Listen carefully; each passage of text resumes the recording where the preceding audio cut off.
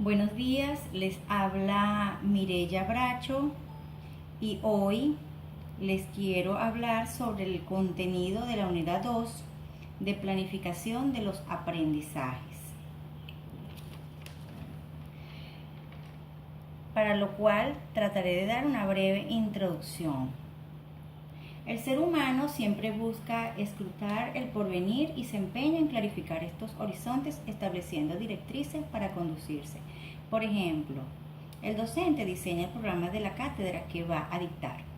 El estudiante lleva a cabo su plan de estudio y termina su cátedra. La madre y el padre de familia, entendida esta como una célula básica de la sociedad, establecen mentalmente su plan de acuerdo con su visión, sus objetivos y sus metas. El militar define su plan de ataque y su estrategia antes del combate.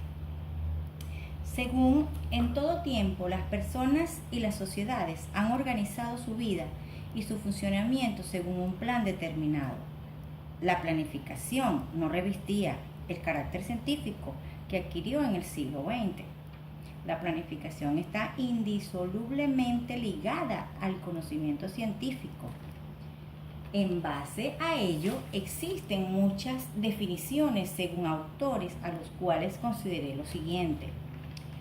Según Francisco Sagasti, 1988, en su libro titulado Política y Estrategia de Planificación, considera que la planificación es un proceso dirigido a orientar el cambio social y a generar una secuencia de cuentos futuros socialmente deseables al tomar acciones en el presente. Por su parte, Russell Ackoff, en el año 1985, en su investigación titulada Perspectivas de la planificación estratégica, expone que la planificación consiste en concebir un futuro deseado, así como los medios reales para llegar a él. Y por último, Drors Jerkes, en su texto Enfrentando el futuro de 1970, en la cual fue publicado, contempla que la planificación es el proceso de preparación de un conjunto de decisiones respecto a la actividad en el futuro, basándose en investigación, reflexión y pensamiento sistémico.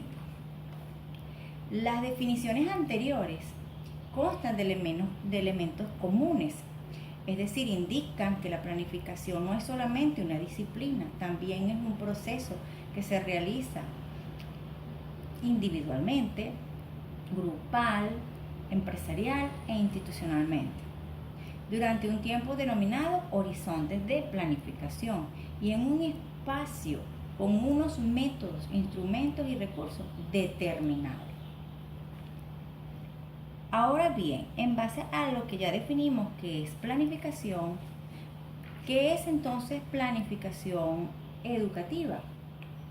Para lo cual también consideré tres autores. El primero, según Ender X, 1996, la planificación educativa es un proceso mediante el cual se determinan las metas y se establecen los requisitos para lograr de la manera más eficiente y eficaz posible.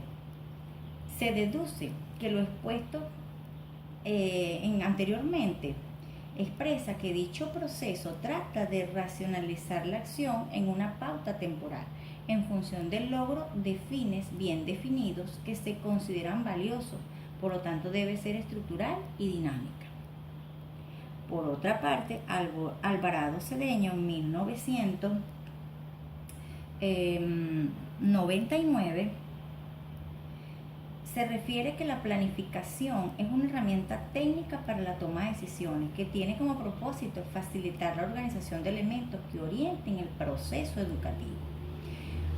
Para este autor, planificar implica asumir posiciones y tomar decisiones, prever con anticipación lo que se realiza, proyectando los objetivos, los plazos y los recursos de modo que se logren los fines y propósitos con mayor eficacia y coherencia.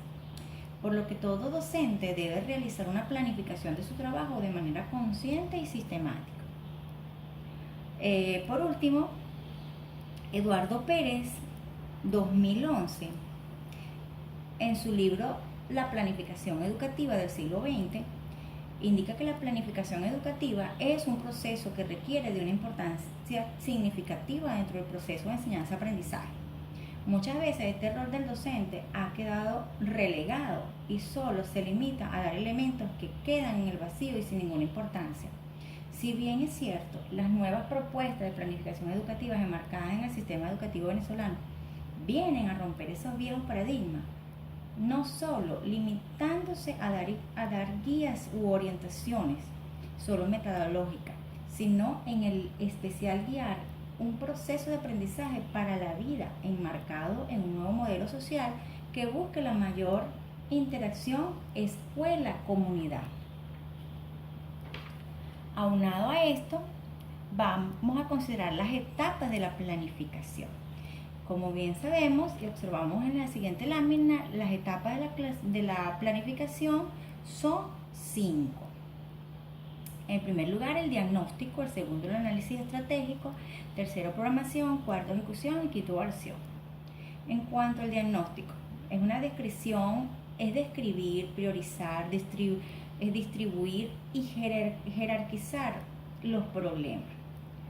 En cuanto al análisis estratégico, nos referimos allí al discutir posibilidades, decidir entre planes alternativos que conduzcan a lograr el resultado esperado. Cuando habla de la programación, es la definición del propósito, objetivo, metas, instrumentos, normalización de acción y procedimiento, determinación de recursos y formulación del presupuesto. La ejecución es administrar las acciones y los recursos. Y por último, la evaluación, que es medir los resultados esperados en base a ese plan.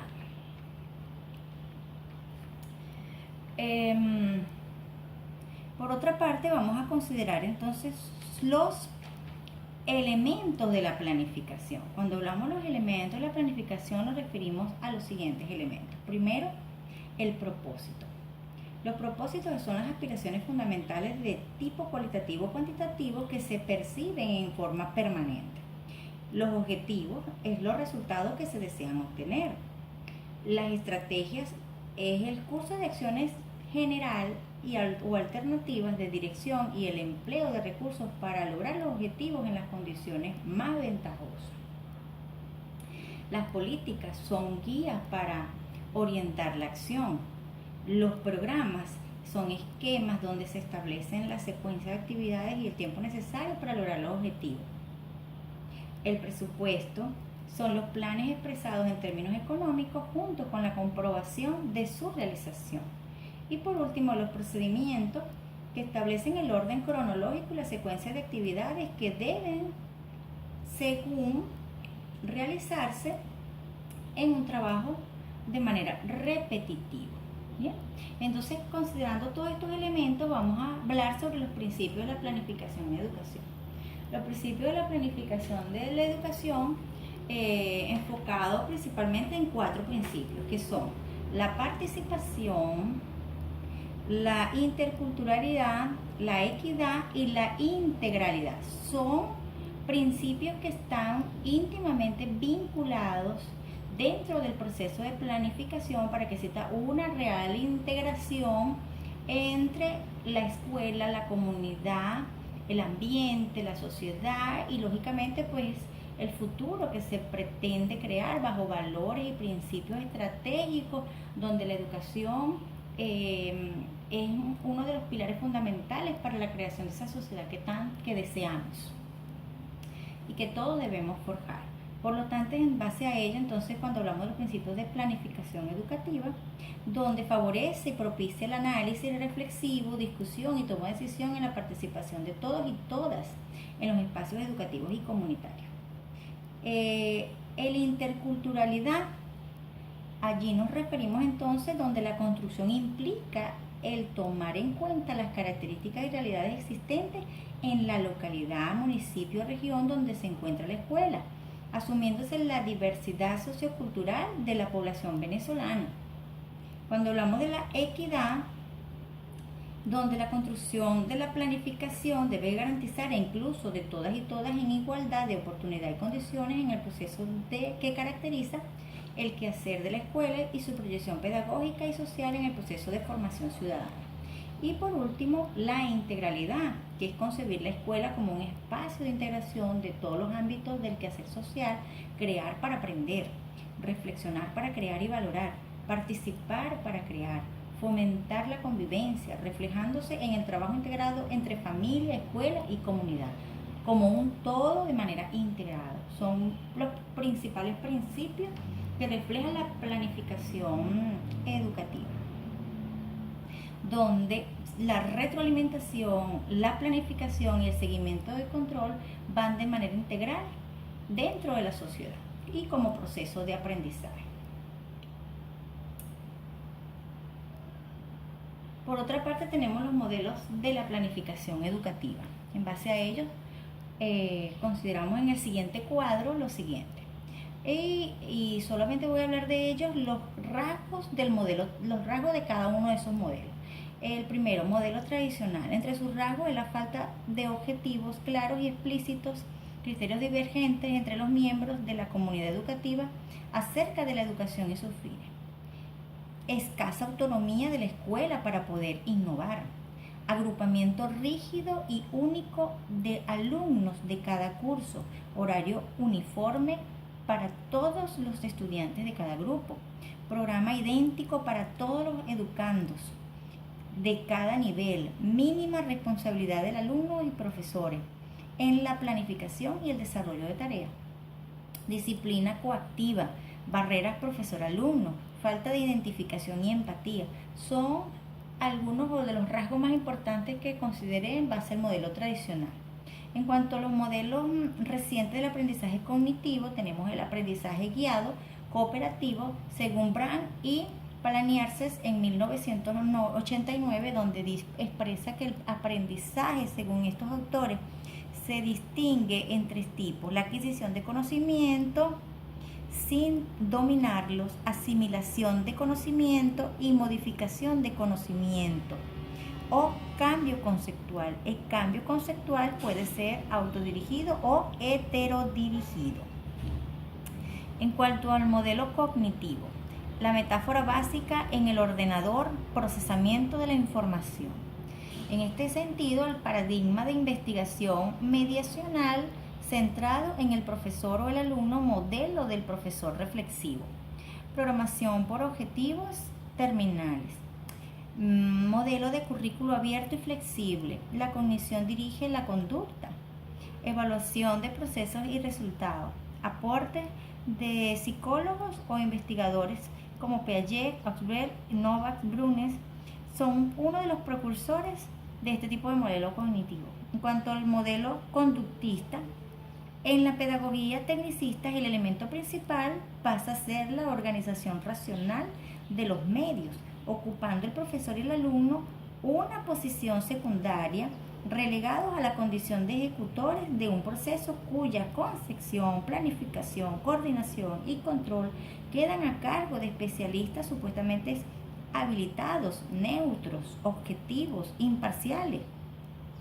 La organización del proceso se convierte en la garantía de la eficiencia, compensando y corrigiendo las deficiencias del profesor y maximizando los efectos de su intervención. La educación en este modelo estará contribuyendo para superar el problema de la marginalidad en la medida en que tomen individuos que sean realmente eficientes. Otro es el modelo activista o de escuela nueva. La identificación del aprendizaje con la acción se aprende haciendo. Para ello, entonces, entre los rasgos de este modelo tenemos que la escuela debe facilitar la manipulación y experimentación por parte de los alumnos. El niño pasa a ser el elemento fundamental de los procesos educativos y tanto los programas como los métodos tendrán que partir de sus necesidades e intereses. El fin de la escuela no puede estar limitado al aprendizaje. Los contenidos educativos deben organizarse con criterios psicológicos, al considerar al niño como artesano de su propio conocimiento, el activismo da primicia al sujeto y a su experimentación. Desde el punto de vista intelectual, el método preconiza el reinado de la acción. Con respecto a la educación en valores, la escuela nueva no impone nada. Entonces allí observamos cómo los modelos que están aquí, tradicional, conductista y constructivista, generado con nuevas modalidades de pensamiento, pues cuya intención es la creación de la formación de un nuevo ciudadano. Por base a esto, podemos concluir que la planificación educativa es un proceso continuo y sistémico de construcción colectiva, en el cual participan y se involucran todas las personas que interactúan y hacen vida en la escuela, tales como los miembros de la comunidad educativa, los directivos, docentes, estudiantes, administrativos, obreros, miembros del consejo comunal, para determinar los fines de la escuela y su concreción pedagógica, sobre la base del análisis de los documentos legales que orientan las políticas educativas. Todo ello con el propósito de organizar, diseñar, implementar, direccionar, coordinar, evaluar y sistematizar acciones y actividades que permitan el desarrollo del proceso de aprendizaje, garantizando la transformación y la apertura de la comunidad en el quehacer de la escuela, al proyectar su acción social y pedagógica en el proceso de formación de ciudadanía. Es todo mi exposición, espero que les guste. Nos vemos en el pendón que tenemos que realizar para la próxima actividad. Gracias.